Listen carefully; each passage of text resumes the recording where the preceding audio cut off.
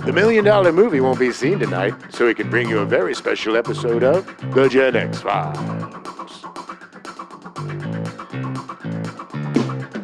Welcome to The Gen X Files. I'm Jim. I'm Adam. And today's show is all about Outland. Oh, I love this type of sci-fi movie. Yeah, me too, man. Me too. The hard sci-fi. The blue collar working.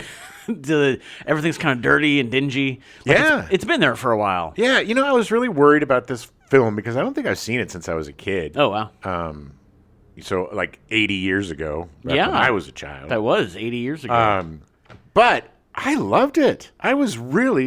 I had so much fun watching it. Yeah, I had never seen it. I was a little surprised I've never seen it. Yeah. Because it's very similar to Alien, that kind of vibe. Yes. And you'll tell us why. So good, yeah. But it's so good. It's just done so well. It is a very good take on High Noon.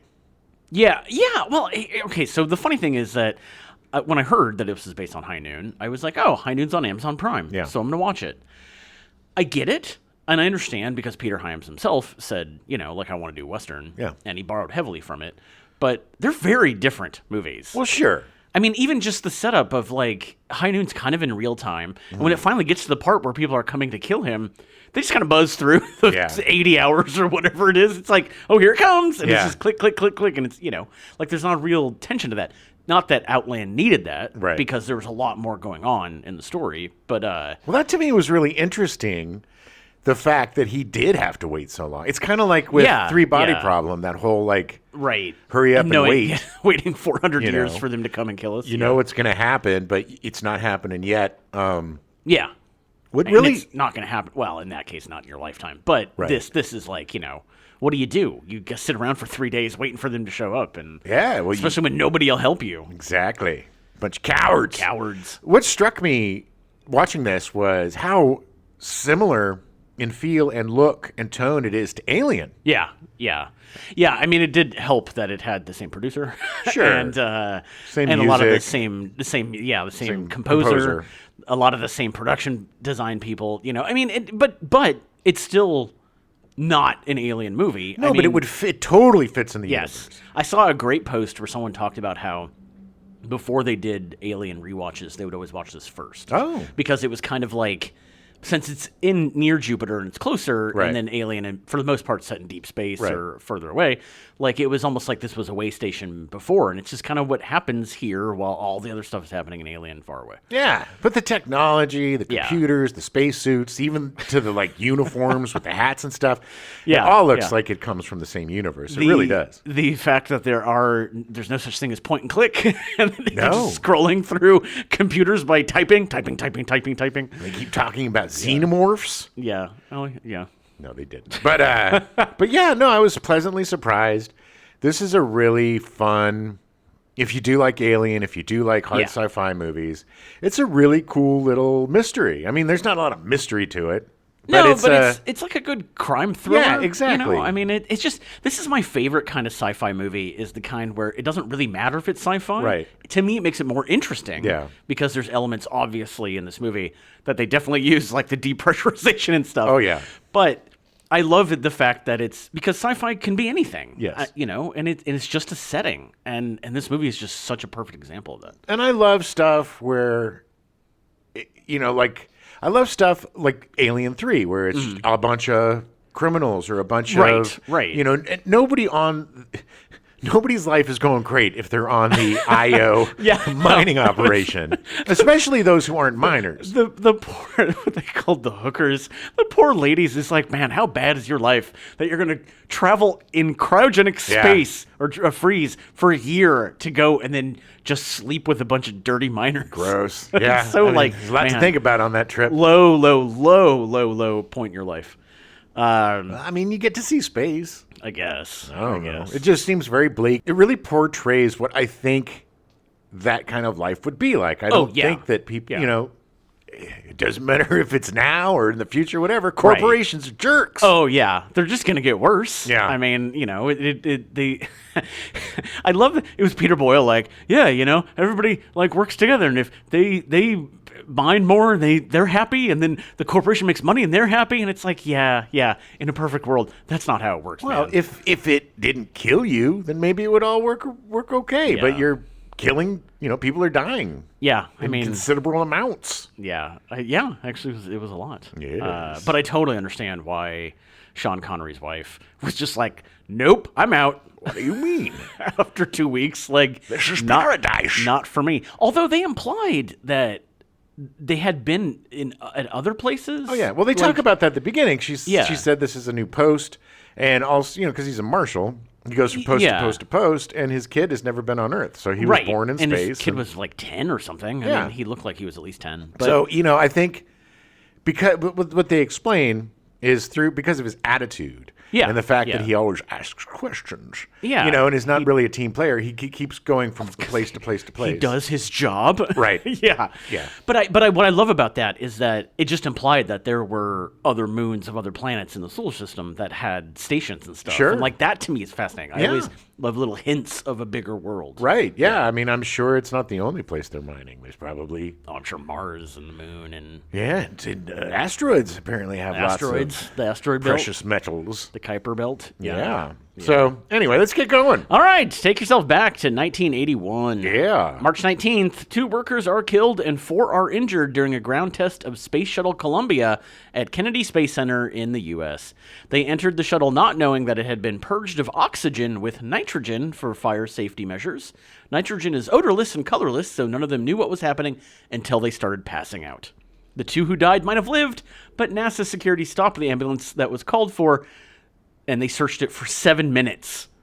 It was the first deaths in the space program since 1967. Wait, they stopped the ambulance so they could search They it? weren't aware that this was going on, and when the ambulance showed up, the security guards searched it to make sure there was no, contraband and Nice. people, all because of the Cold War and people coming in and trying to steal secrets and things. Way to go. Yeah. Nice communication. And also, I want to thank you again for adding another tragedy to my birthday. Just throw it on the pile. Yeah. It was I went into a weird rabbit hole with this thing. I had no idea this happened. Neither did and I. It was fascinating how They kept it from me because it happened on my birthday. That's true.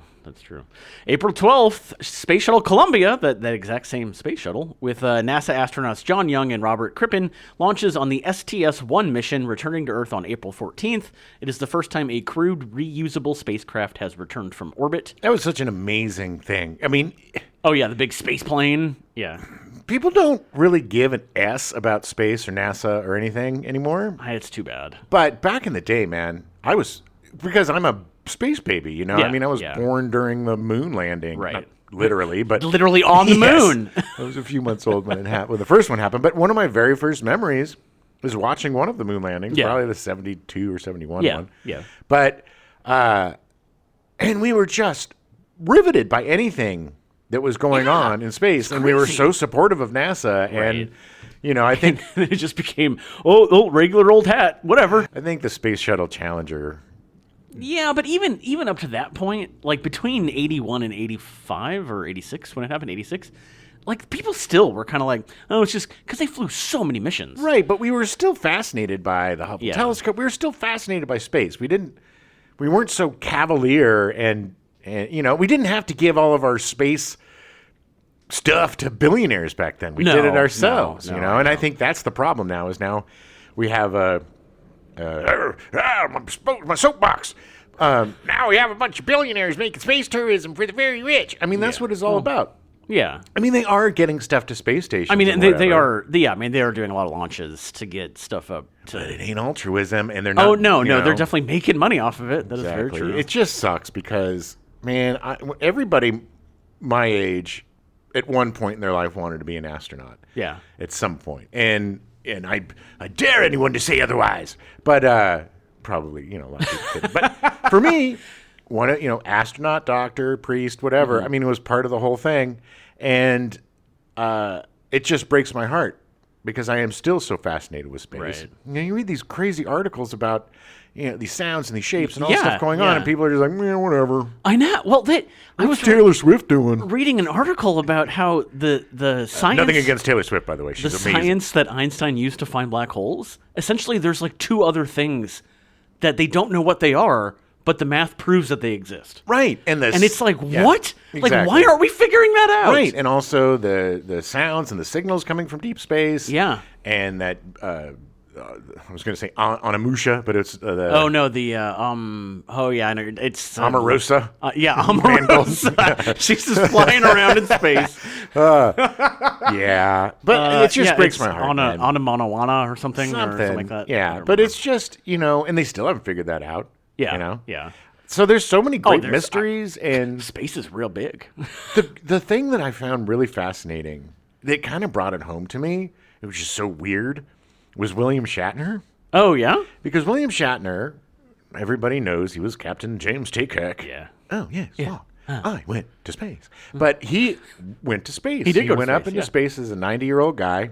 And his quote about it was fascinating because he said, I'm not going to do the voice because I want to, get the quote. But he basically, and I'm paraphrasing, he basically said, I played this captain. I played this iconic spaceman, who went to space all the time, and I had never been to space. And then when he finally went to space, he said it was the most profoundly sad moment of his life. And then he realized that space is so dark and nothing, and why go into this nothingness? He had such a bigger appreciation for Earth, right? And and he's like, we got to take care of the planet. And it was very fascinating to me that his reaction was so profoundly Earth-centric and and from him too. I mean, no offense to William Shatner. Everybody thinks he's the smartest man in the world, but but he's just a dumb actor.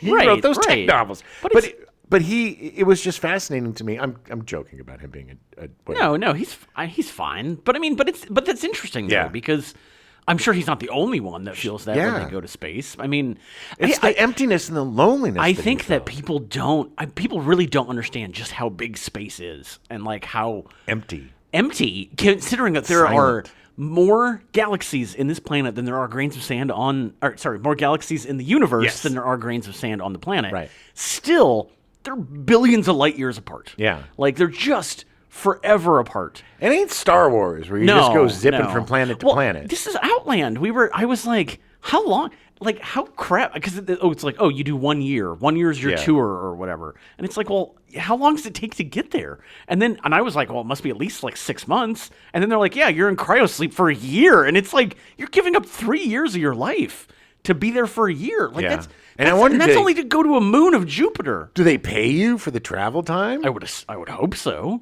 I don't know. They seem pretty chintzy. I actually probably, Not corporation. I mean, I would assume they would have done it. It's like, you got to be there for 3 years. But I'm sure if they did that, then people would go crazy. Yeah. Well, I think so. I mean, you're also stuck in a place, like the wife said, you're stuck in a place that could kill you at any moment. Yeah. The air just smells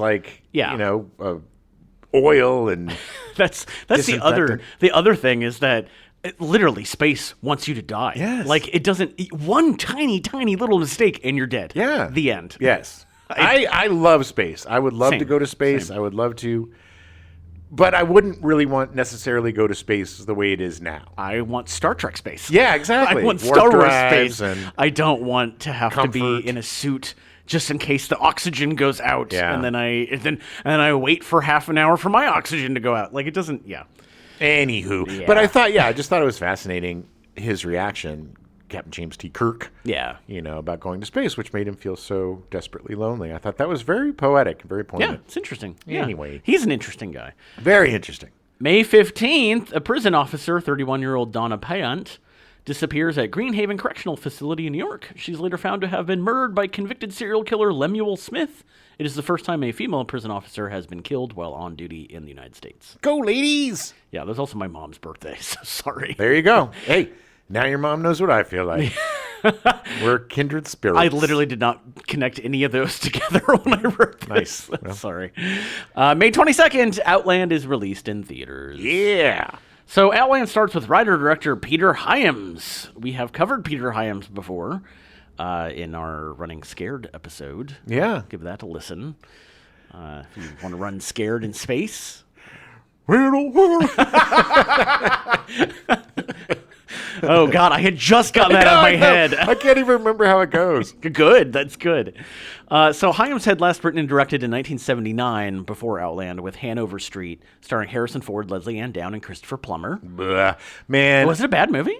It is when you're 8. Okay, well. Because I loved Harrison Ford, right? And Yeah, Star Wars and stuff. So I watched everything that he did, from right, him of playing a course. bellboy in 1965 and something. Right. To Hanover Street, it's just...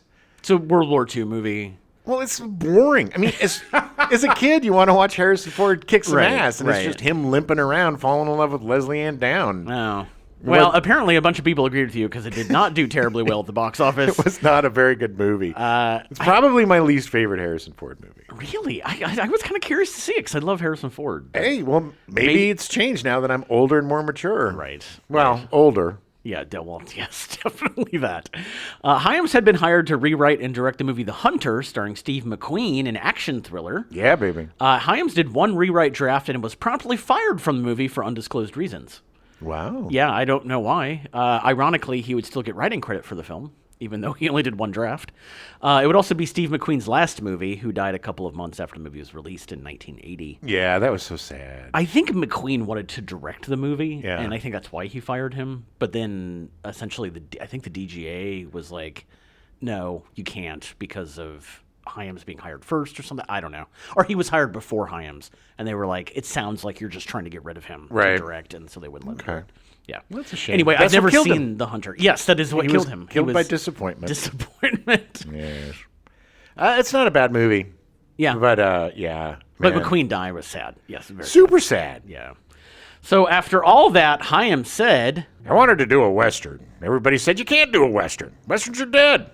Nobody will do a Western. I remember thinking it was weird that this genre that had endured for so long was just gone. But then I woke up and came to the conclusion, obviously after other people, that it was actually alive and well, but in outer space. I wanted to make a film about the frontier. Not the wonder of it or the glamour of it. I wanted to do something about Dodge City and how hard it was. I wrote it, and by great fortune, Sean Connery wanted to do it. And how many chances do you get to work with Sean effing Connery? yeah. That was it. That was literally... It's so funny because... 3. You get 3 chances. 3 chances. If not, you get a smack. You got schmuck. It's just funny that Peter Hyams, the way that he went about doing stuff, and it's not like he had a great career, but it's Yeah. not like his movies ever made a ton of money. Like, they did okay. Yeah, he's very competent. He's very good and delivers product that's good. But Definitely. it was the same with Running Scared. He was like, I just want to do something about cops, and then he did Running Scared. At least he does stuff that's kind of different. You know? I mean, he definitely changes his genres quite a bit. yeah, and he was right because Star Wars was basically a space western. Exactly, Everything yeah. was going into space, and he was absolutely correct. Sci-fi took over westerns and became that. They absorbed that genre. That action genre, Mm-hmm. yeah. Action, yeah. They had gunslingers like Han Solo and Right. the Battlestar Galactica guys. I mean, it was just very much the same story but told in space. Right. The film's working title was Io after the setting of the film. This was later changed because many people read it as the number 10 or low. That's why they put at the beginning, they're like, Literally. the moon of Io, and then parentheses, EYE08. Yeah. Yeah. That's how you pronounce it. It was a little sad. I was a little sad they had to add that in, but People are dumb. People are dumb, unfortunately.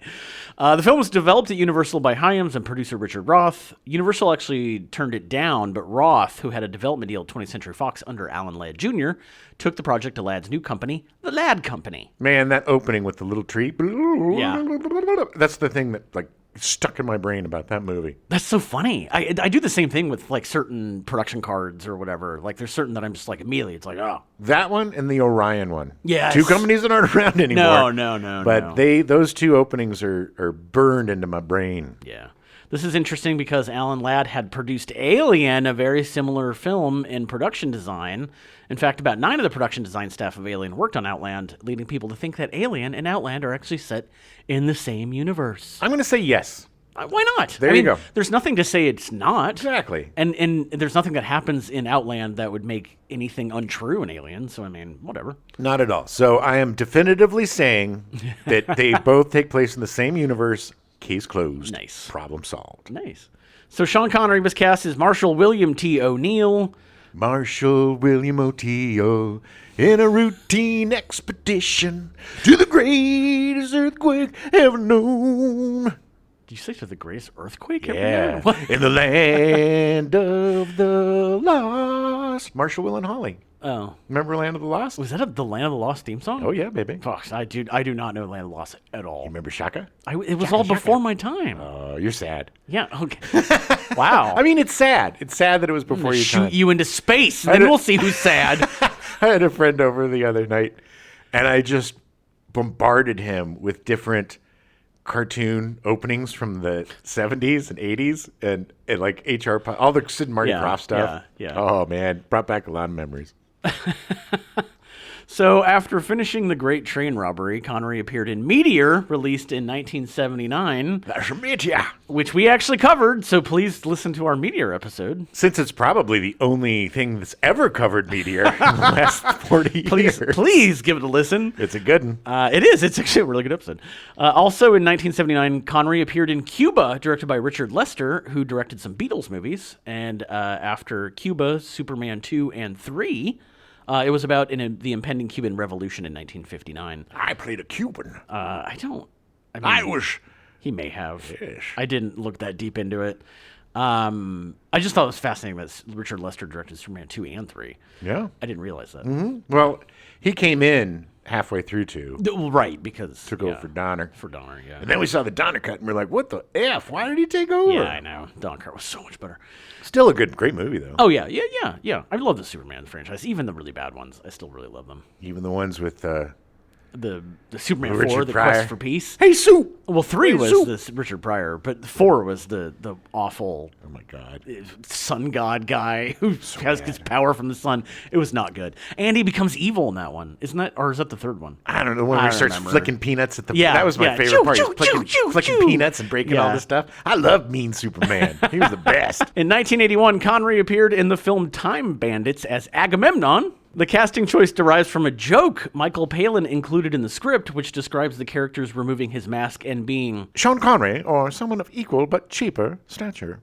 That was actually in the script. That's hilarious. And when he was shown the script, Connery was happy to play the supporting role. He thought it was funny, so he was like, okay. Time Bandits is amazing. I Yeah. love that movie so much. I can't wait for us to cover it. Yeah, I haven't seen it in a long time, but I remember I saw it in college for the first time. Yeah. And I loved it. But Connery was great because Agamemnon was almost like the father figure for the kid, and there was a whole thing between them, and it's just such a very complicated and interesting movie.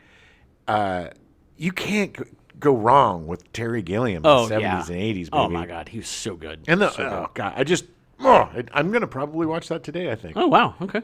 Connery was actually given special permission to miss a morning's filming on Outland in order to film Time Bandits on the housing estate in nearby Slough.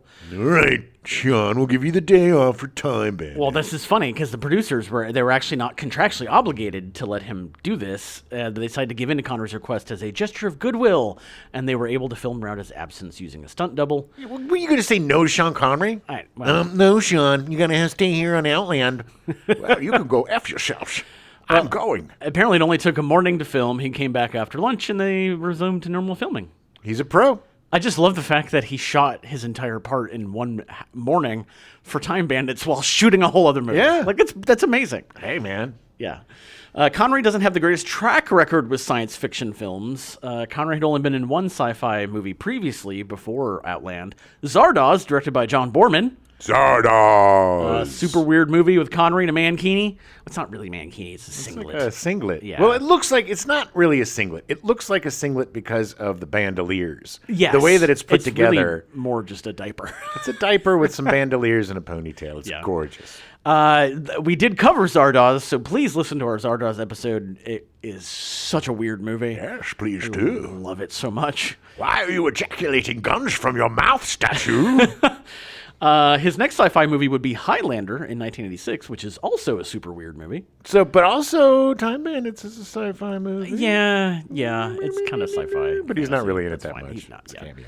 So we did also cover Highlander, so give our episode of Highlander a listen. Yeah, Adam's favorite movie. God. For filming on In fact, foodie. I have decided that it's not just my least favorite movie, it's also my least favorite franchise of all time. What? Yeah. All of it. Everything. Every single second of anything Highlander related is crap. All right, that's what I say about Fast and Furious. You're not wrong. The first one was fine. He would appear in Highlander 2: The Quickening in 1991, despite his character dying in the first movie. I lost my head, but guess what?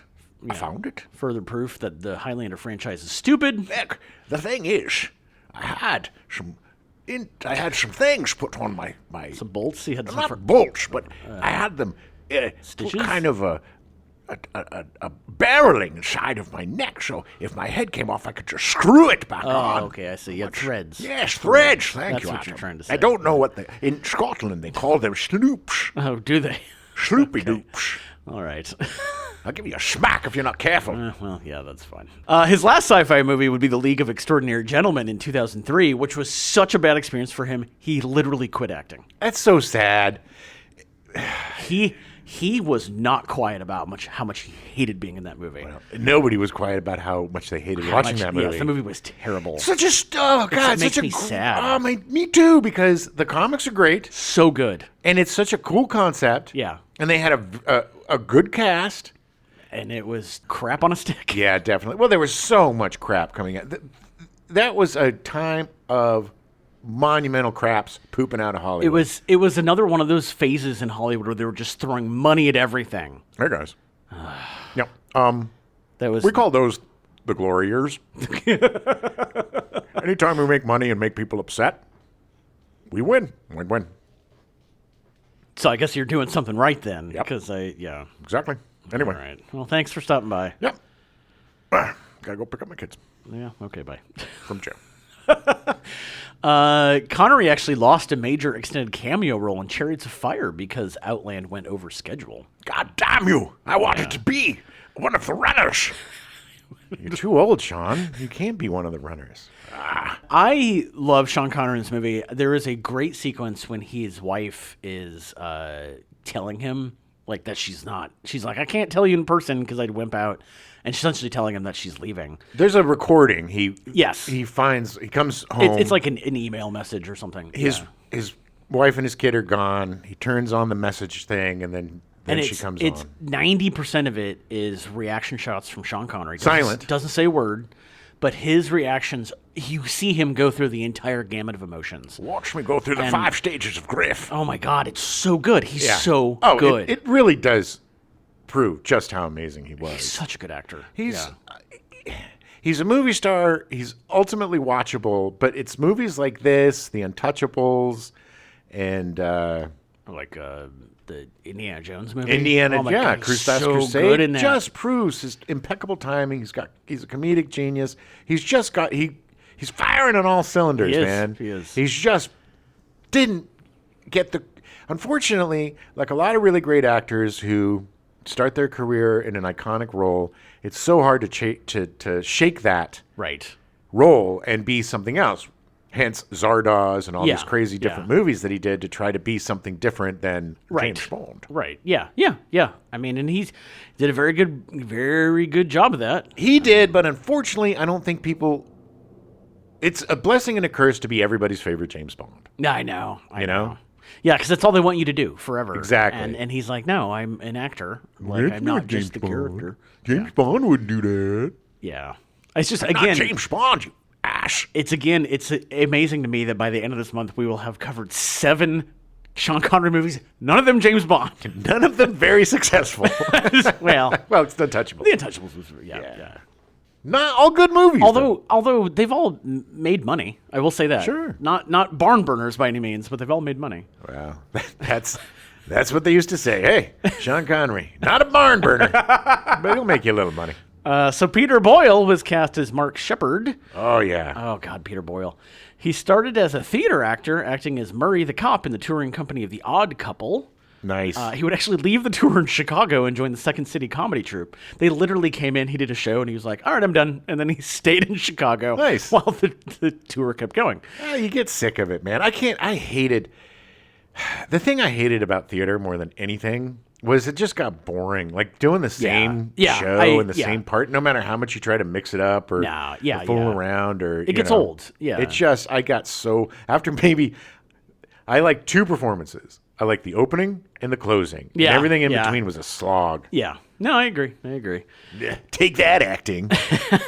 Boyle acted in a few movies before gaining his first leading role as Joe in the movie Joe, released in 1970. Yeah, about Bazooka Joe. Before he became Bazooka Joe. It's the origin story. It's the origin story. He was just Joe. The film's release was surrounded by controversy over its violence and language. I've never seen this movie. I don't think I have but either. Apparently he plays like a psychopath. Nice. And it's just ultra violent. Yeah, and you watch it because it's the last time he ever did it. That is true. During this time, Boyle became close friends with actress Jane Fonda, and he participated with her in many protests against the Vietnam War. Me commies. After seeing people cheer at his role in Joe, Boyle refused the lead role in The French Connection, as well as other film and television roles that he believed glamorized violence. Well, look, French Connection, I don't think glamorized violence at all. I think he misunderstood that. I agree. I think it was a frank depiction of violence. It was violence when it was necessary. But it also didn't. It wasn't like, oh, these cops are great for using violence. Or, Right. You know, it didn't No, glorify I it. agree. I think it showed it as for what it was. For a very real. Yeah, I agree. But I get what he's saying. But I mean, I would be horrified. It'd be like, you know, you're playing a serial killer and they're like, yeah, kill everybody. Yeah, do it again. Blow his head away. Yeah. Blow his head off. Yeah.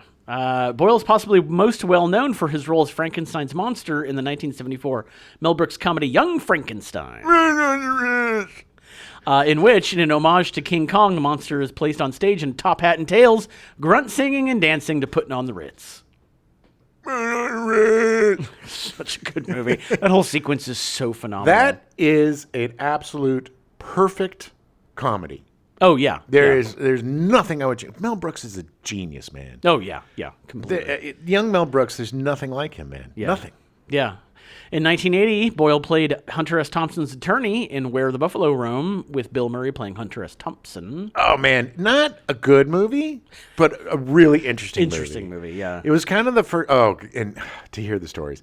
So I'm just going to... Real quick speed bump. So apparently, when Bill Murray was making this movie, he was still on Saturday Night Live, I believe. Yeah. And everybody was just like...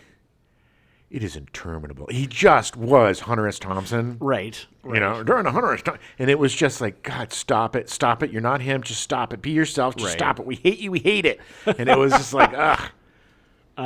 Yeah, I did. It's funny because it's on. I almost watched it after watching High Noon because it's on Amazon Prime. And I've never seen it. But I figured maybe we'd cover it at some point. Yeah, it's not bad. The Fear and Loathing in Las Vegas is a much better portrayal of Hunter S. Thompson. Yes. And it really captures him and his life so perfectly. It is such an amazing film. But this is flawed but interesting. Okay. Much like all of Bill Murray's non-comedic. Yes. The Razor's Edge. I was just going to say, most of the time. Early non-comedic. Early. His later stuff is better. Well, I mean, you know, when he was working with Sofia Coppola and stuff. Great stuff. Yeah. In 1996, Boyle would be cast as Ray Romano's father in Everybody Loves Raymond from Phil Rosenthal. This is why I included it, because Jim does the best Ray Romano impression ever. It's Eeyore. He would appear in all 210 episodes of the 9th season of the show's run. Boyle would earn 11 Emmy nominations during his career, including 8 nominations for Everybody Loves Raymond. I did not watch this show. I watched a few episodes. I haven't either. Not that I didn't like it. Not that I didn't like any of them. It's just those type of family shows didn't really speak to me. But I will say that Boyle and I forget her name, but the woman that played his wife. The mother. Yeah. I don't remember her name. So great. They're so great together. So great. So funny. And the guy that played his brother. I mean, it had a really good cast. Patricia Heaton as his wife. They're all really good. But it's just, you know, it never... I didn't really watch it either because I was in the same boat. I was like, this looks like it's a funny, weird guy and his family and whatever. But I will say, I love Somebody Feed Phil, which is Phil Rosenthal who created the show. Yeah. And so I'm more interested now to watch it again. Sure. I still haven't. Yeah. but I'm more curious. I've really enjoyed Ray Romano's post. Yeah. Everybody Loves Raymond career. Yeah. He was amazing on He was amazing on Parenthood. He had a really great arc on that. He did a couple other series. He just played more interesting and complicated some movies characters. he would pop up in as supporting characters, and it was always fascinating. Yeah. So he's a very talented guy. Yeah, he is. He's actually a funny dude. I like Ray Romano. Thanks. Peter Boyle would only win one Emmy, although being nominated 11 times for a guest star in an episode of The X-Files in the mid-90s. Yeah. The guy could do anything. Anything. He's fantastic. Such a weird-looking dude. Especially in Outland, just because of that weird pot belly. I love interesting-looking character actors that also are leading men. Yeah. And he was just a guy that... There's certain guys, him, Steve Buscemi, maybe even Seth Rogen, I don't know, guys that their talent outweighs their looks. And I know that sounds horrible. No, but they're not typical leading men. Yeah, they're not Harrison Ford. Yeah, they're not Christopher Reeves. They're not chiseled, six-packioed. Got the big chin and the, not what you would consider to be a typical, Hollywood star. Regular dudes. Yeah. Agreed. I agree. Those are my favorite people. Okay. On December 12th, 2006, Boyle unfortunately died at the age of 71 at New York Presbyterian Hospital in New York City after suffering from multiple myeloma and heart disease. Oh, that's young. Yeah, it is. 71. He's also a big dude. So, tall. He was a tall guy. Yeah. At the time of his death, he had completed his roles in the films All Roads Lead Home and The Santa Claus 3, The Escape Clause. Thank God. The latter being released 1 month before his death and was scheduled to appear in The Golden Boys. I will say, Santa Claus 3, he was also in Santa Claus 2, I think. He was by far the funniest because he played the Tooth Fairy. He was the funniest thing in those movies. Yeah. No, he didn't play Tooth Fairy. He played Father Time, sorry. Oh, okay. But he was the funniest thing in those movies. Well, of course. That's not a hard trick. Yeah. Oh, Santa Claus. Conversely, Tim Allen... Yeah. I don't find very funny. Yeah, he's funnier when he's on coke. Yeah. Although that Home Improvement was a show I watched all of. Yeah, we all did. Unfortunately, There was much watched. We only had 3 channels. I know. I'm just kidding. The end credits of All Roads Lead Home include a dedication to Boyle's memory. Ray Romano was personally affected by the loss, saying, "He gave me great advice. He always made me laugh, and the way he connected with everyone around him amazed me." Yeah. He was a good dude. Apparently, he was a very, very well-liked man. Yeah, we've talked about this ad nauseum, but there's no reason not to be a great person if you're a successful actor. Yeah. You have the easiest job in the world. You're treated like royalty. If you can't enjoy that, then you might as well just kill yourself because you're just a grump. Yeah. So it's like, it bothers me that it amazes me when people are nice people. You know what I mean? It's like, that's the sad thing. Well, but that's not, there's just a prevailing thought that, people in Hollywood are like, oh, they had to get where they're going by being mean and stepping on people. And it's like, that's not really true. For guys in the 70s. I mean. 60s. It was easier back then. And it was different back then. Yeah. And, I think...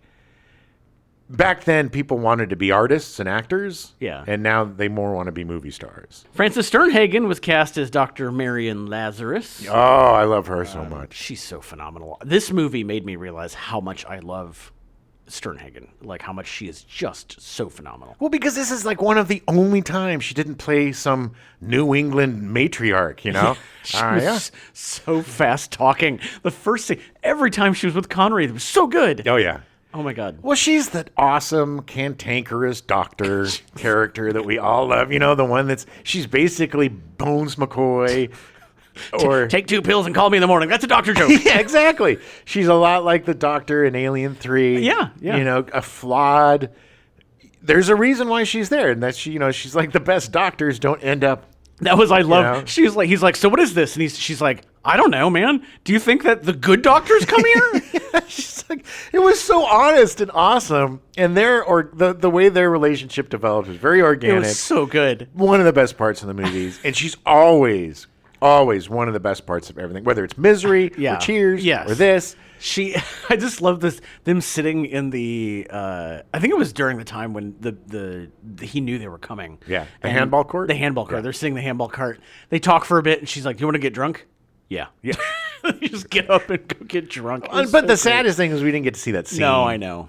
But we didn't really need to. But I wanted to see more movies of Sternhagen and Connery together. Yeah. I think they played off each other so well. Well, because she is so goddamn good. Yeah. And whether she elevates every actor she's with. Her and Richard Farnsworth in Misery was just pure joy watching those two together. They were the greatest couple. He's another guy that I absolutely so good. But yeah, every time she was in everything, she's just a pro. Yeah. Doesn't need to do anything to draw attention to herself. She's brutally watchable. Yes. So likable even when she's not. And you can't help but root for her. She's just such a good... I miss her so much. Agreed. She had a 6-decade career as a character actor on and off Broadway in movies and TV shows. She was nominated for 7 Tony Awards, winning twice. Wow. That's a lot. Oh, yeah. She started on TV in 1956 with Westinghouse Studio One, back when TV was essentially just shooting live stage plays. Yeah. Sternhagen made her feature film debut in Up the Down Staircase in 1967, playing a school librarian. Oh. She would win a Saturn Award for her role in Outland. Well deserved. Yeah. In 1986, she would join the cast of Cheers as Cliff Clavin's mother, Esther. Cliff. Which, the funny thing is, I had no idea her name was Esther. Neither did I. It was just Cliff's mom. Yeah. Despite being in only 7 episodes, she was nominated for 2 Emmy Awards for the part. And she wasn't that much older than him either. No, she wasn't. Yeah. I mean, maybe like 15 years, but it's not old enough for... They were trying to make it look like she was like 70. Well, they always olded her up. Yeah. Except for this. Yeah. Which is also the surprising thing. She was 50 when she filmed this, and she did not look it. She looked much younger. It's funny, now that I'm older, I was like, I kind of got a little thing for her. She's an attractive lady. Oh, yeah, definitely. Yeah. And the personality, and I mean, she's fit. It's just like everything about her is awesome. She would make appearances in Bright Lights, Big City in 1988, starring Michael J. Fox. Ugh. Yeah, I know. Ugh, man, I remember. Because that book, you ever read that book? I never read the book. There is a time, this wasn't Bret Easton Ellis. No. But it was the same kind of like genre of these either young people in school or young professionals and the drugs and the sex and the this and the that and the cocaine. Tell-all kind of. Yeah, like these realistic portrayals of sex and drugs and blah, blah, bloop. And nobody wanted to see Michael J. Fox that way. No. Nobody wanted to see him in that Vietnam movie with Sean Penn. Casualties of War. What are we doing here, Sarge? And nobody wanted to see him like that. They want their Alex B. Keatons and they want their Back to the Futures. Yeah. She was also in Misery in 1990, as Jim said, adapted from the Stephen King novel. One of the absolute best adaptations ever. Yeah, agreed. Doc Hollywood in 1991, also starring Michael J. Fox. Now that is a good movie. That is a good Michael J. Fox movie. A great comedy. She is amazing in it. Love that movie. And he is so good in that movie. Yes. He is so absolutely amazing. And the one thing about that movie that I always kind of forget about is just how great he was at physical comedy. That guy was a brilliant physical comedian. Yeah. It was such a good movie. She was in Raising Cain in 1992, starring John Lithgow, written and directed by Brian De Palma. Yeah, where he played the twinsies. Yeah. I love John Lithgow. Oh, me too. So creepy. And that is not a good movie, but it's interesting to watch his performance, because sometimes when you don't rein in the Lithgow, he goes a little cray-cray, and this is one of them, man. So true. She was also in The Mist in 2007 from Frank Darabont, adapting another Stephen King novella. Yeah? Well, she's so good at playing New England. Yeah. She's just amazing. She also continued to work in TV. She was in Golden Years in 1991, the miniseries from Stephen King. Yeah, she loves Stephen King. She's done a lot of Stephen King stuff. I mean, she's could be a character from Stephen King's novels. Also, if you haven't seen The Mist, it is amazing. An incredible movie. One of the absolute best, bleakest, craziest endings of any movie I've ever seen. And the only time where they actually changed the ending and Stephen King was like, man. You nailed it. Wish I'd thought of that. Wow. Jerks. Maybe I'll change the book. She would appear in 21 episodes of ER and 10 episodes of Sex and the City. I remember the ER. I never watched Sex and the City. I don't care. ER was great. Sexist. Yeah, well, whatever. You know, are you a Carrie or it's the same reason I don't watch Bridgerton. It's like a fancy soap opera. I just don't care. You're such a Miranda. I don't care. Her last acting role was in And So It Goes in 2014, directed by Rob Reiner, starring Michael Douglas and Diane Keaton. I don't remember that. Honestly, I think I've seen it. It was another one of those, like, he was doing like hey, let's do a romantic comedy, but starring older folks. Okay. Yeah. She retired from acting after this role and unfortunately died in her home on November 27th, 2023, at the age of 93. So it was just like a minute ago. Yeah, it was not long ago at all. Man, that broke my heart. Yeah. There's certain actors you kind of forget about, and then when you hear of their passing, everything floods back in, and it's just so sad. Yeah, she's so good, though. I definitely have to find more stuff she was in. Another actor who's never given a bad performance. Yes. And is always a good thing in the movie, no matter how bad the movie is, but I don't think she was in a lot of stinkers. No. James B. Sikking as Sergeant Montone. Bruce Dern was actually considered for this part before Sikking was cast. I could totally see it. Yeah. But I will say, Sikking was incredible in this movie. He's and I say this all the time, but he was an extremely underrated actor. Yes. He was best known for Hill Street Blues, but he did so many other things other than that, which I'm sure you're going to tell us. Sikking graduated from UCLA in 1959 and scored a role in Perry Mason in 1961. Perry Mason. So he was a guy, he was sitting in the court. All right, I have to ask you one question. Did you murder her? I don't think I did. No, I didn't. No, you didn't, because it was him! And then he points to James B. Sikking, and he's like, what? Yeah, it was me, and I'll do it again. Take him away. He has made guest appearances on many TV series, including Perry Mason, Rawhide, The Fugitive, Bonanza, The Outer Limits, General Hospital, Here Comes the Brides, Mannix, The Rockford Files, The Bob Newhart Show, Hogan's Heroes, Rich Man, Poor Man, Book 2, Hunter, and Batman Beyond. Sikking was well known for his lead role in Hill Street Blues, appearing in 144 episodes between 1981 and 1987. Yeah, he was great. Yeah, Great show too. Oh yeah, it's another one. That's one of those I need to watch. I've never seen it. It was a groundbreaking cop show because it was, I think, the first cop show to really delve into the personal lives of the police officers, and it wasn't so much about the crimes as it was about the people. Right. I always remember, the only thing I really know from Hill Street Blues is the theme song, because I knew when that came on, I would go in my room and start reading. Oh, what was the theme song? Do you remember? No, it's like not off the top of my head. I just remember the opening, like, I'm not going to sing it. I almost thought that I knew it, but then I realized it was Taxi. Oh, no. This was, anyway, well, I'll find it. We'll talk about it on the Stepdad Show. Yeah, and it always started out with that bald guy. Let's be careful out there. Yeah. He would do the role, when you you talk about all the assignments and stuff, the morning meeting or whatever. Morning meeting, yeah. Sikking would be cast as Doogie Howser's father in the sitcom, appearing in 97 episodes from 89 to 93. Again, a completely different part. Yeah. From Hill Street Blues, and so good and convincing. He was so good. The thing about Doogie Howser's parents was they were great parents. Yeah, Sikking made his feature film debut in the low-budget serial killer movie The Strangler in 1964 as a police sketch artist. He appeared in a number of supporting parts in many movies throughout his career. Point Blank in 1967, starring Lee Marvin, directed by John Boorman. That's a goodie. That's a great movie. Scorpio in 1973, directed by Michael Winner, starring Burt Lancaster. I'm not Burt Lancaster. Burt Lancaster. The Terminal Man in 1974, adapted from the Michael Crichton novel. Okay. Ordinary People in 1980, directed by Robert Redford in his feature film directorial debut, starring Donald Sutherland and Mary Tyler Moore. Oh, and don't forget Timothy Hutton. Oh, yeah. From Taps and The Dark Half. No, yeah. By Stephen King. Star Trek III, The Search for Spock in 1984, directed by Leonard Nimoy.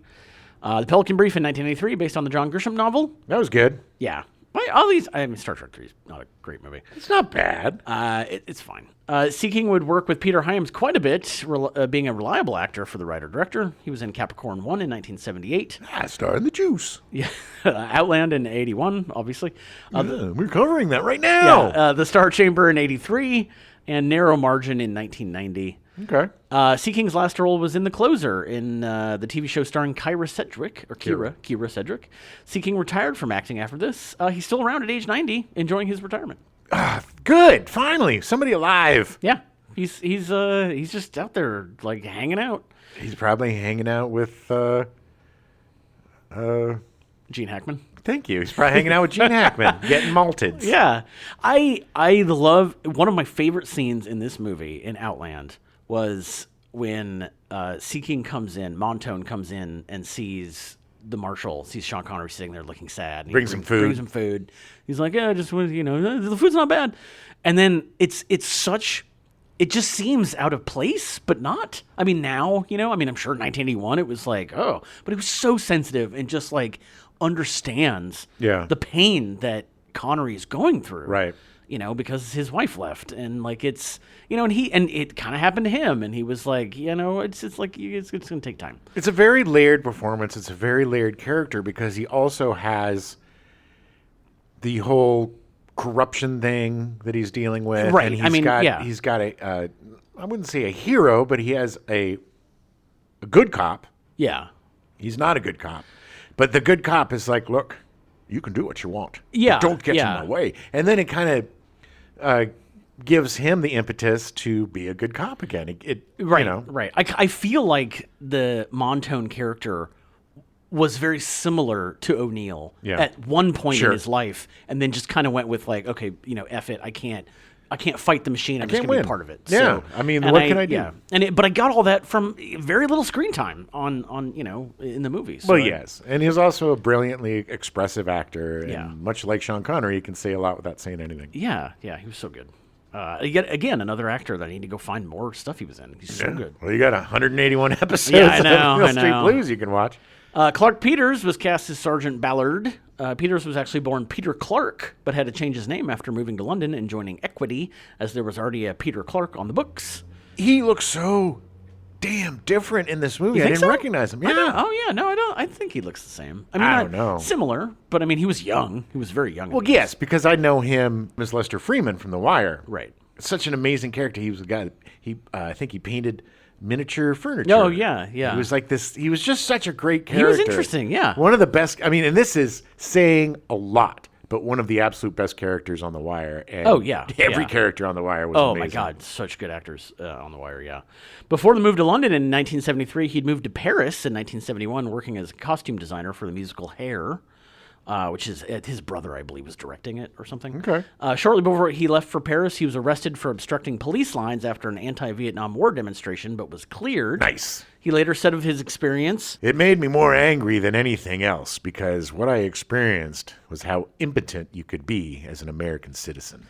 While in Paris, Peters received a letter from the FBI accusing him of draft evasion. Well, yeah, of course. He contested the charge, stating, "If the enemy comes to America, I'll be there. But I don't know the Vietnamese. If you put me in the army, I'm not going there." This is exactly the reason my dad joined the Navy. Because he was like, he got his third draft notice, and he was like, all right, I'm joining the Navy. Because he doesn't want to shoot a bunch of people that he doesn't know. Yeah. It's like, why? They've never done anything to me. Like, why am I going to go, You'll most likely recognize Peters from his work with David Simon, first playing Lester Freeman in 55 episodes of The Wire. He also played Albert Lambro in 35 episodes of Treme. Oh, another great show. I have never watched it, but I having gone to New Orleans recently, I need to watch it. Well, it's just such an interesting show because it takes place after Katrina. Right. So New Orleans is a character. I know it's very cliche to say, but it's very true. It's true. And you have a lot of people from The Wire in it. It's definitely worth a look. Okay. I mean, I need to because I love David Simon. So I need to rewatch The Wire. It's been a while. Well, and also if you love music, I mean, it's a very jazz oriented. Well, that was my favorite thing about being in New Orleans because I went to like 5 different parades because it was the week before. I was gonna say funerals. No, they're so musical. Parades, but like, are you sure? It was the week. Yes, it was the week before Mardi Gras, and so they were already starting celebration stuff. And I will tell you, man, the marching. Yeah. Jazz, the musicians were so good every time. It was so good. Everybody plays an instrument. You can't move to New Orleans unless you play something. That is true. After moving to London, Peters started appearing in plays on the West End. It's kind of their version of Broadway, if you didn't know. No, I did. I know. Well, a lot of people didn't. You're not the only one listening. It's good to know. Yeah.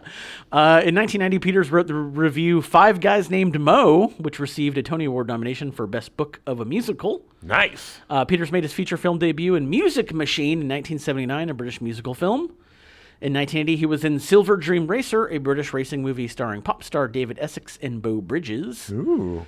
Later, he appeared in Da 5 Bloods from Spike Lee in 2020, earning a BAFTA Award nomination. That was good.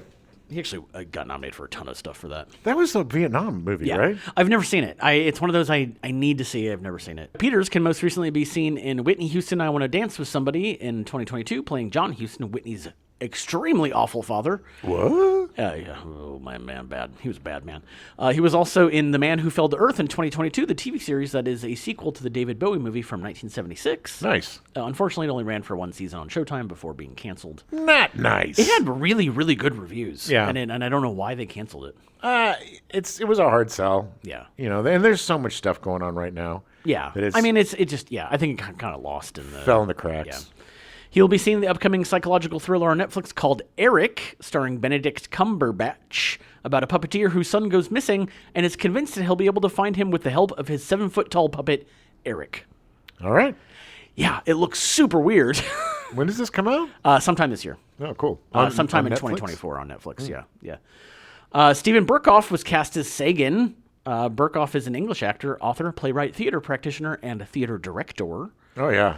As a theater maker, he is recognized for staging work with a heightened performance style eponymously known as Burkovian theater, which combines elements of physical theater, total theater, and expressionism. Sounds familiar. Yeah, I know. It does. You could see some of that work in the part that he played in the movie. Yeah. Where he's got the girl in the, he's going to kill the girl, Oh, yeah. the hooker, and they're like, no, we need to, don't hurt the girl, and he's just in there freaking out. He was so good. Yeah, his work has sometimes been viewed as an example of in-your-face theater due to the intense presentation and taboo-breaking material in a number of plays. Ugh, sounds real familiar. Also very familiar. We've actually talked about him before because he was in Beverly Hills Cop. That would be a neat trick. As a screen actor, he's known for his performance in villainous roles, including the portrayals of General Orlov in the James Bond film Octopussy in 1983. Octopussy. Yeah, Victor Maitland in Beverly Hills Cop in 1984. Lieutenant Colonel Podovsky in Rambo First Blood Part 2 in 1985, and Adolf Hitler in the miniseries War and Remembrance in 88 and 89. Yeah. We did do an episode on Beverly Hills Cop. It's episode 16. I had to go way back in the archives. Yikes. I totally forgot we did it. Yeah. And well, I knew we did it, but I didn't know that T was on it. Yeah, that's the funny thing is that we actually have a conversation with T. Arthur Cottam, award-winning filmmaker T. Arthur Cottam. Thank you. About Beverly Hills Cop and how much he loves it. Nice. I think it was actually the first time, maybe the first time we had him on. Anyway. I thought... you know what? It was so long ago. But I thought don't My remember. Advice was like 6 or Oh, something. you're right. No, you're right. You're right. It was early. Oh, baby. Back in the day. It's always fun talking with T. So it's actually a good interview. I listened to a bunch of it. And Stephen Burkoff was so fit. I mean, he looks so different. And Maitland was only a couple of years away. Yeah. Yeah, it's weird. He looks like he weird. aged 30 years. I know. It was not that long. And he's got that weird thing on his forehead, too. Yeah. The third eye. That weird bumpy thing. Yeah, but, oh, man, he is frightening in this. Yes. In fact, apparently he scared a lot of people, as the line in the lyric of the song I'm Scared of Stephen Burkoff by Queen guitarist Brian May, issued in his 1993 debut solo album Back to the Light. Nice. Literally, I'm scared of Stephen Burkoff. And he actually probably has good reason because even though May declared himself to be an admirer of Burkoff, his wife, Anita Dobson, has appeared in several of Burkoff's plays, so he must have personal experience with Stephen Burkoff being scary as hell. Well, I'm sure to get his in-your-face theater productions, he's probably, over the top himself. Ugh. Oh, man, Although, I'm having flashbacks. in your face stuff, anyway. We're not going to talk about it. Nope. The last two credited projects for Burkoff are from 2022 when he was 84 years old. Damn. Exorcist Vengeance, starring Charles Bronson lookalike Robert Bronzy. Apparently. Okay, look, it's available on Tubi or Freevee for free. I really want to see it because I'm curious about the Charles Bronson lookalike Robert Bronzy. Is this part of the Exorcist oeuvre, or No, is it just this a is different? just a completely different movie. Yeah. He was also in Prize Fighter: The Life of Jem Belcher, based on the true story of the youngest ever world champion who was blind by 22 and dead by 30. Well, you know how he won all of his bouts. How did he win? He would eat like 16 to 20 onions and 5 or 6 cloves of garlic. And then when he would get in close, he would belch. Yeah. And it was so rancid that a lot of the guys just passed out. And he would like shloop. It looked like he was punching, but it was just the belch. And also, unfortunately, because of the toxic vapors, that led to his blindness.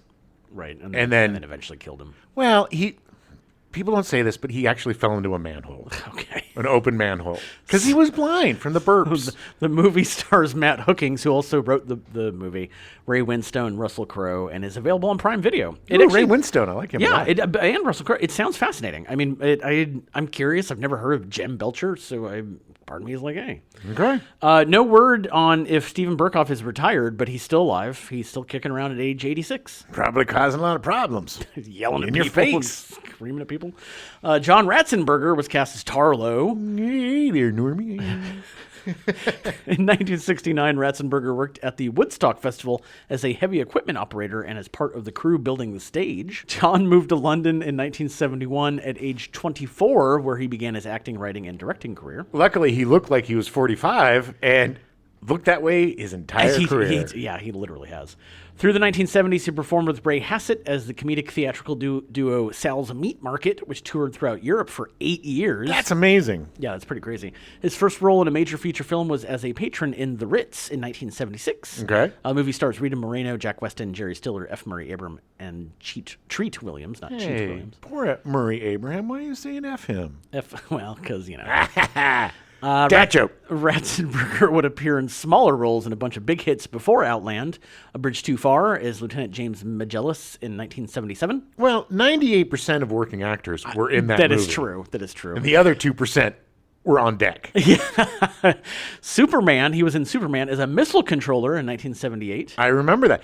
There was once you started watching Cheers and then you started watching older movies, it was almost like a game to see all the actors. Well, no. It was like, Just it was Ratzenberger. It's like, well, he showed up in everything. He was in Star Wars. He was in The Empire Strikes Back. Thank you. Major Bren Derlin. He was also in Motel Hell as the drummer. And Superman 2 is Control Number 1, all in 1980. Nice. Yeah, it's weird. The other thing that I didn't understand is that we watched this movie. I could not pick out John Ratzenberger at all. No. I think he didn't have a mustache, and he looked very different. But in Tarlo, sounds like they talked about him a lot, like he was somebody. I think he was one of the... I begin to think that maybe he was the guy who was getting grilled by Sean Connery at the beginning. Like when he comes in and he goes, hey, like... The dude with the long hair? Maybe? No, I don't think so. I don't know. Maybe he didn't have any lines. I don't know. We'll have to watch it again. Yeah. After Outland, Ratzenberger be cast as Cliff Clavin in Cheers, appearing in 274 episodes over 11 seasons. Yeah, Normie. Oh, God, he was so good in that show. So good. So easily hateable, but yeah. But not. That's the thing about him. I know. He should be hateable. But he was so... I totally identified with all the other characters because he was annoying, but you still liked him. Of course, because there's something endearing about John Ratzenberger. Yeah. You know what I mean? Yeah. There is a true gift and talent to playing unlikable characters and making them likable, and it's not an easy thing. You can see that in a lot of movies where the unlikable characters are just brutally unlikable, right? And you just don't like them at all. Yeah. No, he definitely has some endearing qualities and charm. Yeah, he would also direct 4 episodes of Cheers. Which I did not know. Yeah, get behind the scenes. In 2004, Ratzenberger would start hosting his own travel channel show, Made in America, where we'd visit manufacturers around the country. He would host 97 episodes of the show over 4 years. He also did a show called Made in America, but it was MAID, where he would go to different hotels and be a maid. Only in America. Ratzenberger has been in 23 Pixar films since the first Toy Story in 1995. Has he been on all of them? No. No. Because of this, this is the amazing thing. He is the 4th highest grossing box office actor of all time when all roles are considered. Awesome. Because of his 23 Pixar films. Well, and Empire Strikes Back. Yeah, Pixar considers him to be a good luck charm. There are only 5 Pixar films he hasn't been in part of. Elemental, Lightyear, Turning Red, Luca, and Soul all came out within the last 4 or 5 years. Angus MacInnes was cast as Hughes. I love Angus MacInnes. MacInnes' first role was uncredited in Rollerball in 1975, playing Jonathan's guard. Yeah, and why was it uncredited?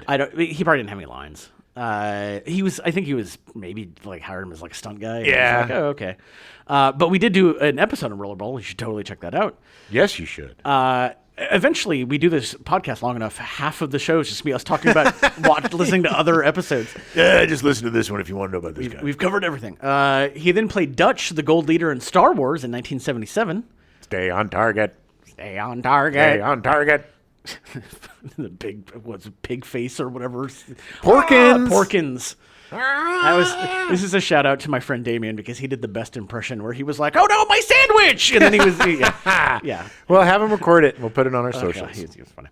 Angus MacInnes then appeared as former hockey great Jean Rosie LaRose in Strange Brew in 1983. Okay, this was his biggest role, by the way. Yes. And this is where I fell in love with him. I was an insane fan of Bob and Doug McKenzie. Yeah. I had their album.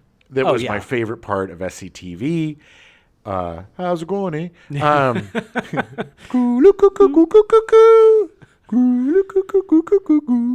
Hey, I'm Bob McKenzie. This is my brother Doug. How's it going, eh?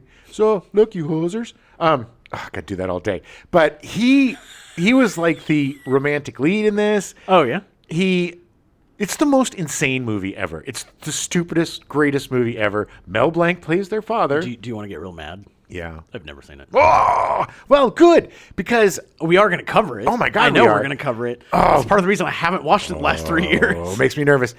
If you don't like this movie, But I like SCTV. I know. I mean, I like the actors. it might be the end of the podcast if you don't like it. Oh, man. No, I'm just kidding. But I think you'll like it. It's just so goof. Yeah. It's a goofy, fun movie, and he is absolutely awesome in it. And for me, it was great. I think this was one of the first things I saw him, or at least recognized him. Yeah. Because it was his biggest role. And everything that I saw after that, I'd be like, oh, that's Angus McMahon. Yeah. And then yeah. just a great smile, super funny guy, and loved the dude. And just, oh man, he was a good toughie too. He also made an appearance in Witness in 1985. His last recorded role was in Captain Phillips in 2013. Oh, nice. He's supposedly still working at the age of 76, but he has no credits. That's great. I think he was one of the cops in Witness. Yeah. And he was just like one of the crew in Captain Phillips, which is also a phenomenal movie. But he's still around. Good. Still supposedly working, but I don't know what he's working on. One of the last few survivors of Outland. There were a lot of other people in this movie, but most of them, again, much like Great Train Robbery, were a bunch of British TV actors that I just don't know the stuff they were in. Adam hates Britons. You're an Angler. The irony is that I watch more British TV than anything else. Yeah. I just don't know. It's just actors that I don't think that our audience will know. No, I get it. Yeah. And there's a lot of actors in it. There are a lot of actors in it. So Outland was pioneering as the first motion picture to use introvision, a variation on front projection that allows foreground, midground, and background elements to be combined in the camera, as opposed to using optical processes such as blue screen matting.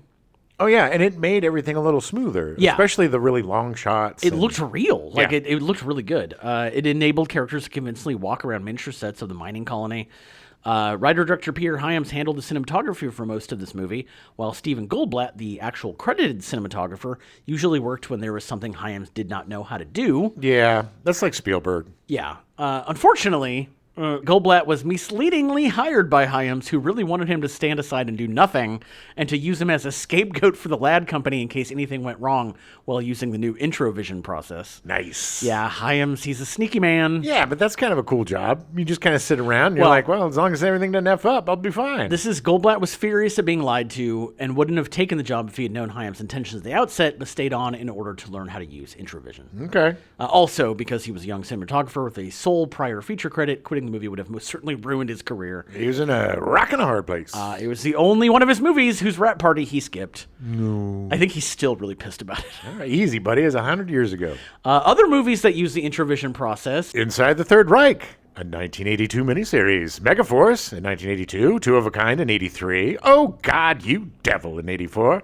Stand By Me in 86. Rambo 3 in 88. Lock Up in 89. Driving Miss Daisy in 89. Darkman in 90. Army of Darkness, 1992. Under Siege in 1992. The Fugitive in 1993. Yeah, I mean, you could see The Fugitive with the jump off of that. But this process was so smooth that I had no idea any of these movies used introvision. I had no idea. Yeah, and like Stand By Me, they used it for the train stuff. Yeah. Or, it was like, it's very seamless. Yeah, I had no idea. I mean, I don't know. I mean, I get The system faded from use around 94 due to the widespread adoption of digital compositing and match moving, which allowed live-action characters to be placed in fully or partially computer-generated backgrounds, or computer-generated characters to be combined with live-action characters, sometimes both at the same time. Yeah, looked like crap. Back then, it looked like crap. It looked like crap, and it just makes me sad. It must have been cheaper to do, I guess. Sure, because Which is it looked. why they were doing it. That's why a lot of these movies stand up still, because Yeah. that was a really cool way of doing. It was a great way of shooting, and I don't know why people should do it again. Well, CGI, baby. I know. Well, the funny thing is that they're kind of all like the Mandalorian, all those Star Wars shows are kind of doing a similar thing where it's just a big dome, Right. And it looks Project like the they're on sets on the back, and I mean, it gets It's similar. It gives them a more immersive place to act than just being in a giant green warehouse with Right. green bubbles all around. Right.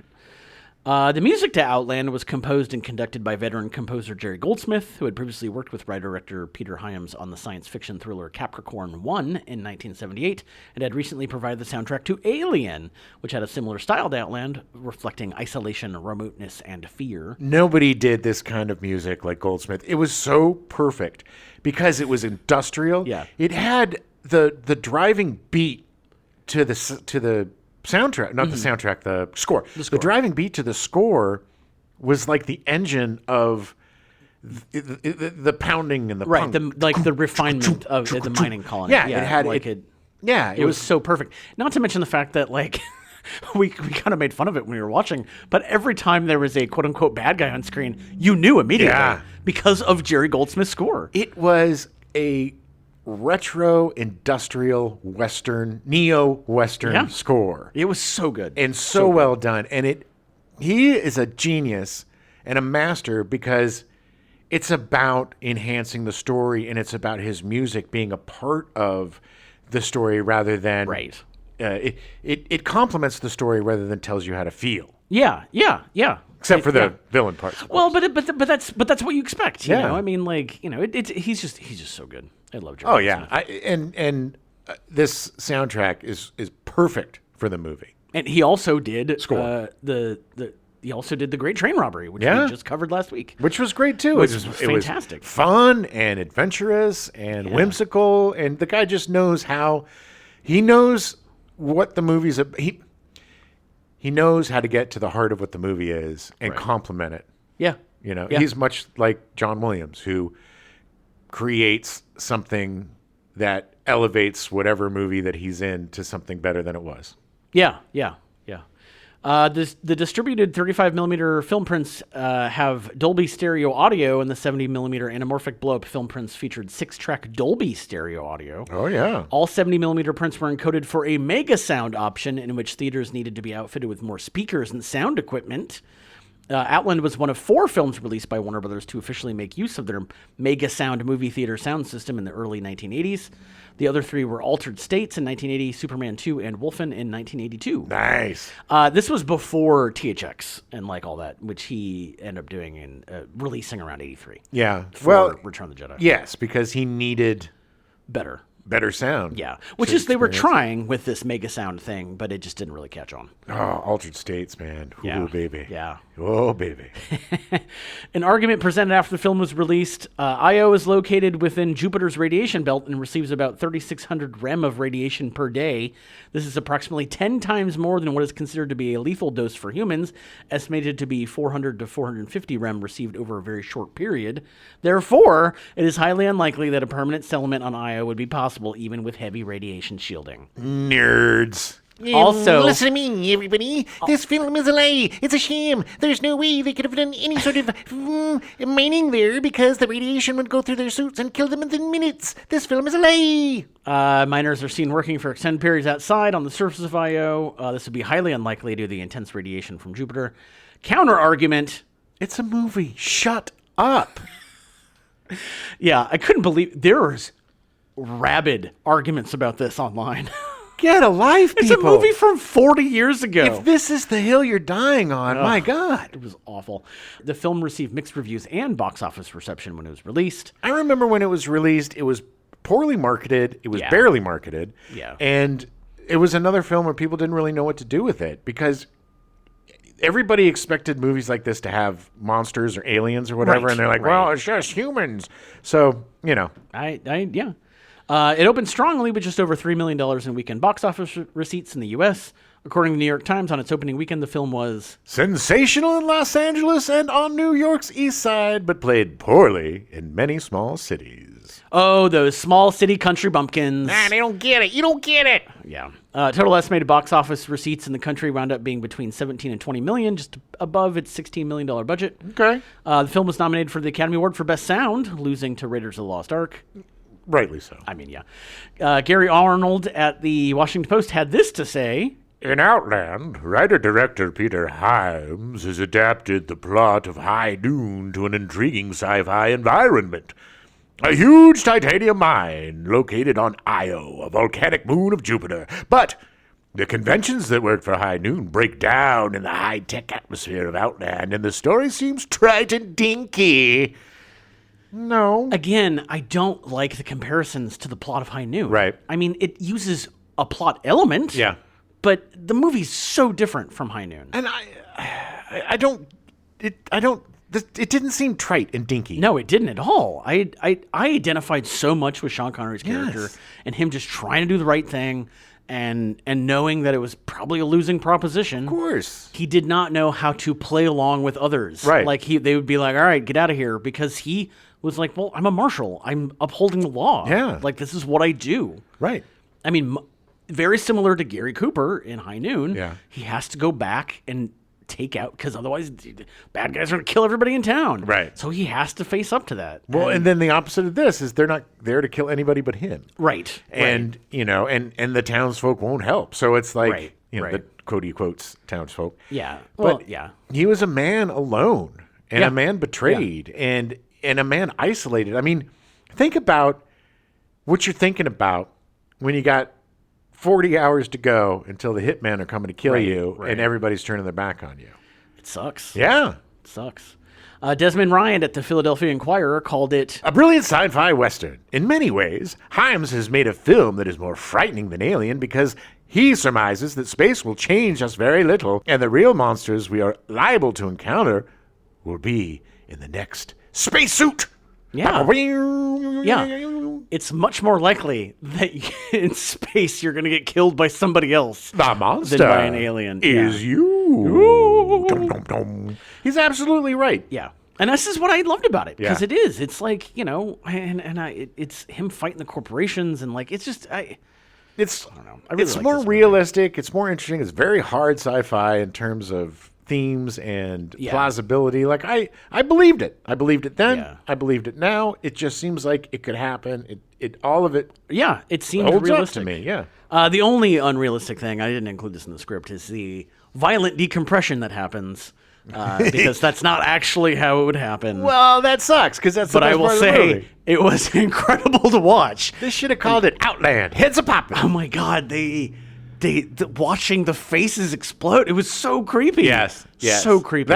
I absolutely loved this movie as a kid. Loved this movie to the point where I used to do Mad Magazine parody ripoffs. I would take a bunch of pieces of paper and fold it over, make a little book, and staple it down, and then I'd do my little Mad Magazine. I think I called it Outlandish, my parody version. I don't know if I ever finished it. I'll have to dig it out of the archives if it's still there. We'll put it on socials. But there was something about this movie that just captivated me as a kid. I also had a bit of a gun fetish, and the little sawed-off God, shotguns.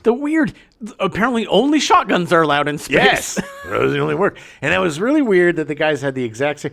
They must have got a deal with sawed-off shotguns are us, Yeah. because every gun was the same except the two hitmen had these bizarre The like scopes, heat seekers. heat vision like thing, or Yeah, it was super weird. it was, but very cool. Yeah, but it was great. It was great. I mean, there's nothing better than Sean Connery with a shotgun. Yes, I'm coming for you. Just wait until the Untouchables. Yeah.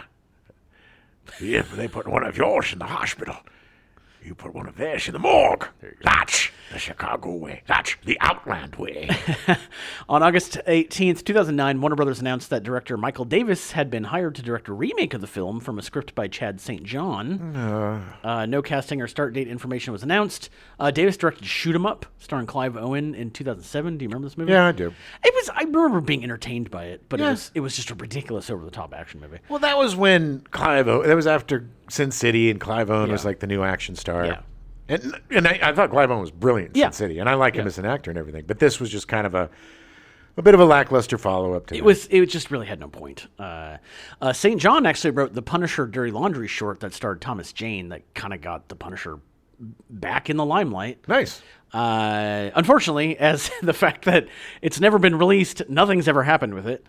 According to a trusted source, in September 2023, a remake is in development called Outland Lunar Outlaws, but no one else has ever reported on this. So I don't. It was from that website, Giant Freaking Robot. And okay. They were like, yeah, somebody that's given us something. And I was like, okay, but literally no other information. So I don't know if it'll actually happen or not. We don't need it. No, I agree. Make a sequel if you want, but we don't need it. I think it'd make a great TV show. Yeah. Like an 8-episode TV show. Yeah. Like just something that's setting. I mean, it worked for Silo. Like, why not do that?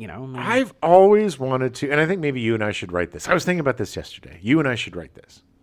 I've always wanted to see like a sci-fi serial killer movie, like something Outland, where you're on a space station or you're somewhere, and it's not the science type stuff. It's like more of the working man, blue collar stuff.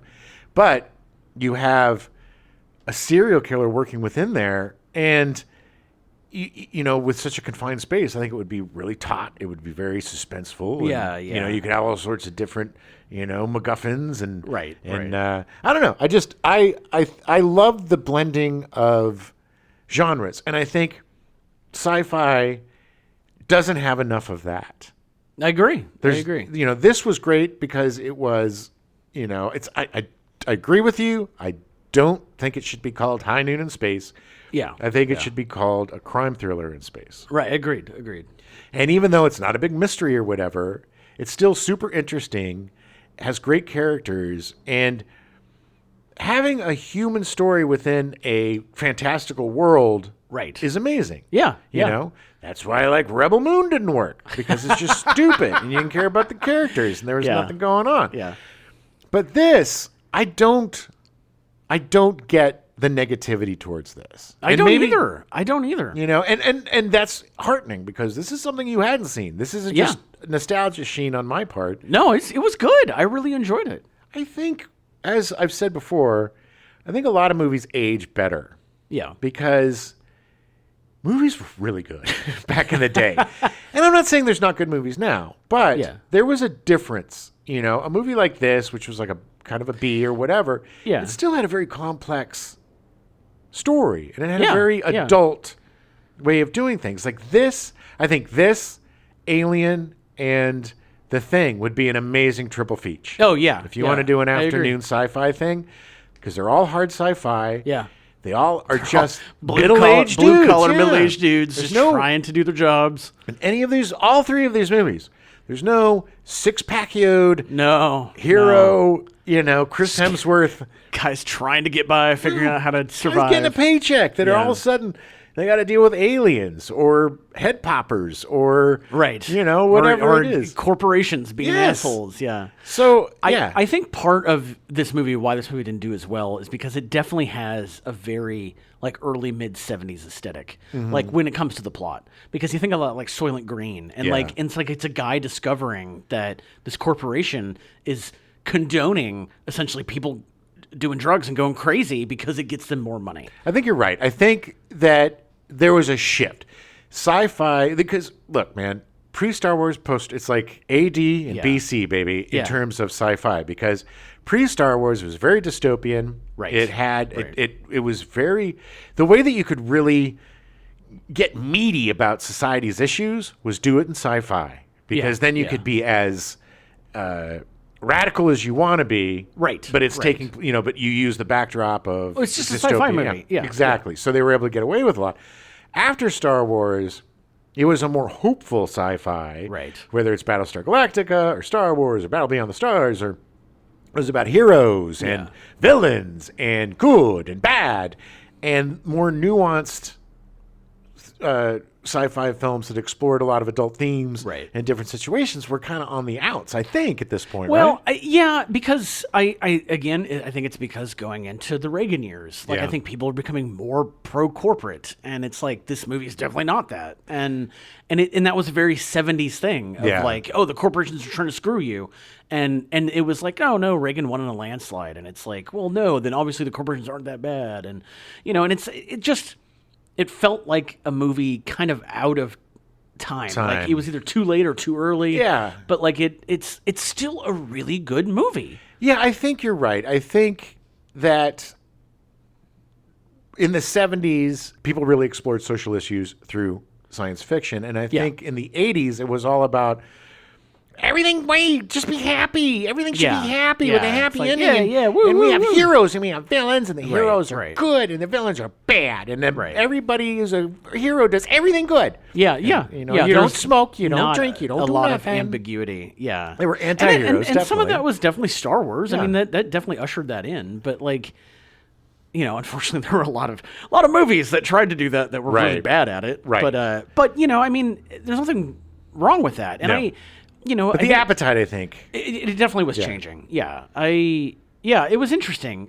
Because the 60s, and we talked about this before when we were I remember what we were covering, but like 60s sci-fi books were very political. Oh, yeah. And very subversive in their way. Exactly, because that's how we were just talking about. That's how you could get away with it, by making it a different planet or making it something else. And then the 70s, the sci-fi movies were like, hey, that's a good idea, and they were able to do that. And I think by the 80s, it was just becoming too corporate. Well, also, people were getting tired of dystopian. It is, it's very tiring. I mean, look at right now. That's all I got. This is a movie that I'm sure a lot of you have never even heard of. Yeah. And maybe you saw it as a kid and discounted it, but I'm telling you, watch this movie. You're going to be extremely pleasantly surprised. Yeah. And I think you should definitely, I'm going to do this now. I think it's brilliant. I think whenever I go through the Alien movies again, I am going to start with this because it does fit in so nicely. Yeah. And it is such a cool kind of dip your toes in the water of this hard sci-fi thing that we have. I also think Blade Runner fits in this universe. Yeah, I think agreed. I really like this movie. I don't think it's streaming anywhere. You'll have to find a physical copy somewhere. Yeah. Get it at the library. Yeah. Or, it'll be streaming again. Just be on the lookout for it. Put this on your radar. Yeah. Especially if you're a Connery fan, if you're a hard sci-fi fan, if you're a police procedural fan. Yeah. It's got something for everybody. And I'm so glad that you liked it. And if you really like watching faces explode. Oh, man, if you like watching heads a popping. Heads a popping. Yeah, I'm really glad I liked it too. I'm always a little worried because, but it was good. It's really good. So far this month has been pleasantly surprising. Great Train Robbery was a blast. Oh, so much fun. This was super fun. And the anxiety's over. Because I know the next two movies are great. Yeah, I am not even really excited to rewatch Name of the Rose. It's been me a long too. time. It's also, again, a very different role for him. Right. Playing a monk. Yeah, a monk investigator. A monk detective. The kid that plays his assistant or whatever, he's great too. Mm-hmm. There's so much about this movie. I really can't wait to watch it again. And I'm really, really, really looking forward to The Untouchables because it's been decades, man. Oh, yeah. And that is such a great movie. I love that movie so much. Oh, my God. Anyway, so definitely check out Outland. Find it if you can. You're really going to enjoy it. If you're a fan of Alien, if you're a fan of hard sci-fi, or Sean Connery, you're going to love it. Oh, I got to get my shotgun. There's some rats. Oh, not the kind that eat cheese. These are human rats. I'll shoot them. In 1981, Connery appeared in the film Tim Bandits. Yeah, about a bunch of bandits stealing Tims. In 1981, Connery appeared in the film Time Bandits. Wow, I can't say bandits. Can't say Time Bandits. Time Bandits. All right. In 1981, Connery appeared in the film Time Bandits as Wow. Wow. Wow, this is going to be the longest bloop ever. All right. All right, one more try. In 1981, Connery appeared in the film Time Bandits as Agamemnon. Yeah. Hey, I got it. Yeah, you did. And that's... Yeah, the cops are coming for this awful joke. Not done yet.